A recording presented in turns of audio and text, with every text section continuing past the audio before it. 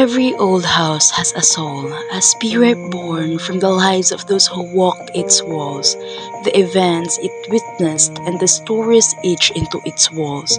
This house, standing quietly in this small corner of the world, holds a history that spans generations.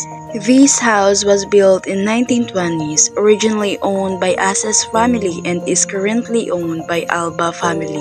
This home once stood as a symbol of prosperity and family unity. Its architecture reflects the craftsmanship of its time, a blend of practicality and elegance. But what makes this house truly remarkable are the stories hidden within its walls. This house was made in hardwoods like yakal, apitong, and red lawaan. Despite the different natural calamities, the house is still standing nowadays. It showcases the colonial influence, especially in its use of hardwood, intricate fretwork, and the spacious layout. It's built not just for function, but for aesthetic appeal and longevity. Look at these beams, they've lasted over a century.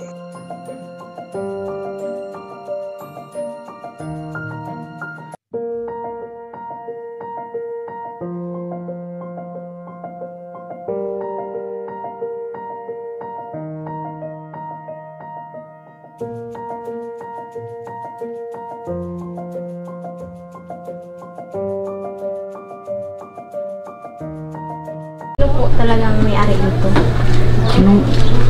Pwede lang po umpisan.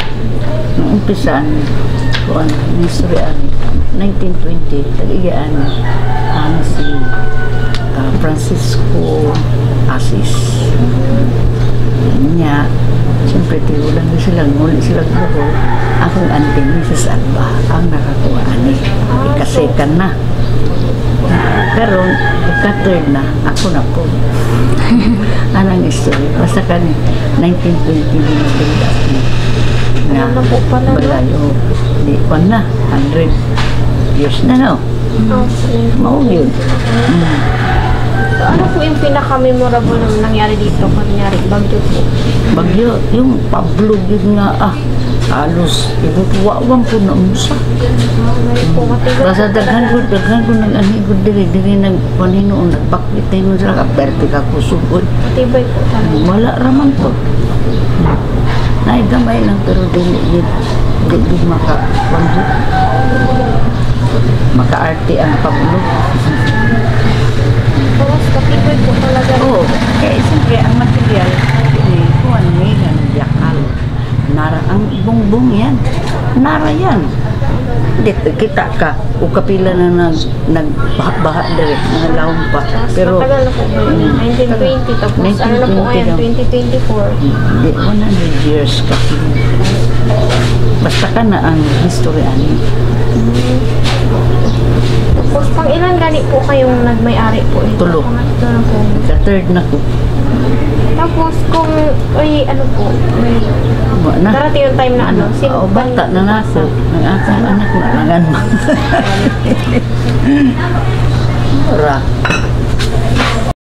The Asas family who built this house were prominent members of the community. They were known for their hospitality, often hosting gatherings that brought the town together. Houses like these are living artifacts. They remind us how people lived, the challenges they faced, and the resilience of communities. This house is not just a structure, it's a piece of history. As time takes its toll, preserving homes like this becomes a challenge, but it's a challenge worth taking.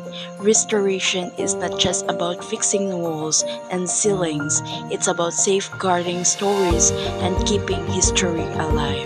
As we walked away, let us remember its lessons, that every brick, every beam holds the weight of countless lives and memories.